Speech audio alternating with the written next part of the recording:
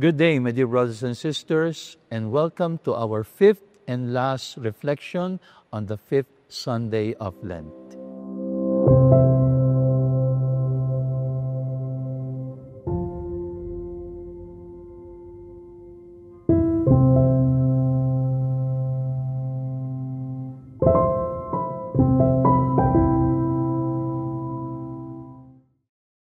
We are now on the fifth Sunday of Lent, and our gospel reflection brings us into the scene narrated by the Gospel of John, the adulterous woman.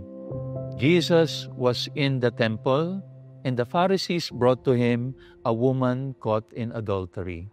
Biblical scholars said that the woman was brought in the outer courts of the temple. This is the part of the temple where there are many people. We know that the temple was divided into many parts. A part where only the priest can enter, a part where sacrifice is offered, and a part where people can stay and therefore pray. So itong lugar na to kung saan idinala yung babae, ito talaga yung lugar na nandoon yung maraming mga tao. Bakit?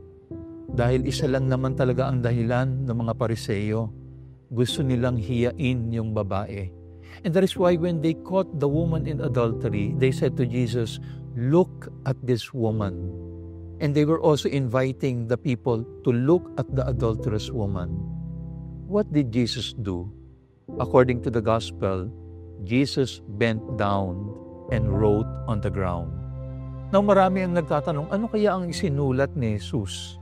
Hindi natin alam kung anong isinulat ni Jesus, but that is not what is important. What is important is that Jesus bent down because He was signaling three things. Tatlong bagay ang gustong sabihin ni Jesus sa atin. Number one, Jesus bent down because He wanted to look away. Ang sabi ng mga Pariseo, tingnan mo ang babaeng makasalanang ito. Now, ayon sa batas, according to Leviticus 20 and Deuteronomy 22, when a man and a woman is caught having sexual relations and they are not married to one another, both of them should be stoned to death. He and the woman. Ang tanong natin dito, bakit yung babae lang ang dinala kay Jesus? Because they had one purpose, to shame the adulterous woman. May mga biblical scholars na nagsasabi, baka ang babaeng ito ay pain lamang. Dahil gusto nilang subukin kung ano ang sasabihin ni Jesus sa harap ng babaeng makasalanan. Why did Jesus bend down? Number one, He wanted to look away. Ibig sabihin ni Jesus, I will not look at this woman the way you want to look at her. Gusto niya siyang tingnan bilang isang makasalanan, pero ako hindi ko siya titingnan bilang isang makasalanan. Alam niyo, sa panahon natin ngayon, usong-uso yan. Hindi na natin ginagawa ngayon ang pagbabato hanggang kamatayan. We no longer stone people to death. Pero there is now a modern way of stoning people to death. We can call it shaming. Di ba ngayon, kapag may mga makasalanan, anong ginagawa natin? Shine-shame natin. Meron tayong tinatawag na body shaming, fat shaming, slut shaming, yung iba nga, breastfeeding shaming, iba't ibang uri ng panghihiya sa mga taong ang tingin natin ay nagkakamali at nagkakasala. Jesus looked away. Why? Because He is telling us, every person is bigger than his faults.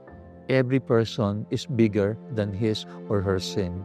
That is why Jesus bent down to look away.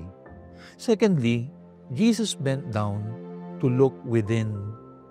Yung mga Pariseo, ang nakita lang nila isang babaeng madumi sa labas, isang babaeng makasalanan. But for Jesus, He saw someone who is capable of repentance. And that is why when He addressed the woman, He did not call the woman a sinner. He did not call the woman an adulterer. Ang sabi niya, woman, babae. Sa ibang translation, ang ginamit pa nga, ginang, hindi kita kinokondena.